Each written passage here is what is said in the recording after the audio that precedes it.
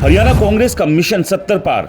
BJP के 2019 के 75 के सामने कांग्रेस ने 2024 के लिए लॉन्च किया 70 पार। कांग्रेस ने शुरू की हरियाणा विधानसभा के लिए बीजेपी जैसी हवाबाजी। बिखरे हुए संगठन के साथ क्या कांग्रेस पार कर पाएगी 70?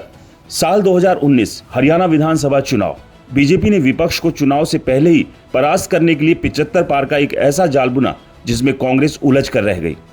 चुनाव के नतीजे के बाद कांग्रेस को समझ में आया कि यह मजबूत दावा नहीं, बस उन्हें डरा और सहमा देने के लिए छोड़ा गया एक गुब्बारा था जिसकी हवाबाजी 40 के पार नहीं पहुंच पाई। लेकिन बीजेपी जो करना चाह रही थी वो उसमें काफी हद तक कामयाब रही, यानी कि सामने वाले के मोराल और कॉन्फिडेंस को तोड़ना, जिसकी वजह से कांग्रेस भी 31 पर सिमट गई। खैर, अब है साल 2024 और अब बारी है कांग्रेस की।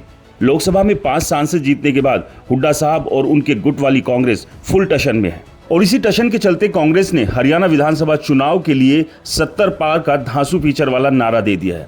लेकिन फिलहाल के राजनीतिक हालातों में यह बिल्कुल वैसी ट्रिक है जो कबूतर बिल्ली को देखकर अपनाता है। कबूतर को लगता है अगर वो आंख बंद कर लेगा तो बिल्ली उसे देख नहीं पाएगी, लेकिन बिल्ली को तो सब पता है क्योंकि ये ट्रिक कबूतर की नहीं बल्कि बिल्ली की है। लोकसभा चुनाव में बीजेपी ने 400 पार कहा और हरियाणा विधानसभा चुनाव में 75 पार। लेकिन हालात दोनों बार ऐसे हो गए कि सत्ता की कुर्सी तक पहुंचने के सफर को पार करने के लिए किसी और की गाड़ी में सवार होना पड़ा। खैर, ये राजनीति है और राजनीति में ऐसी बयानबाजी नहीं होगी तो कहां होगी।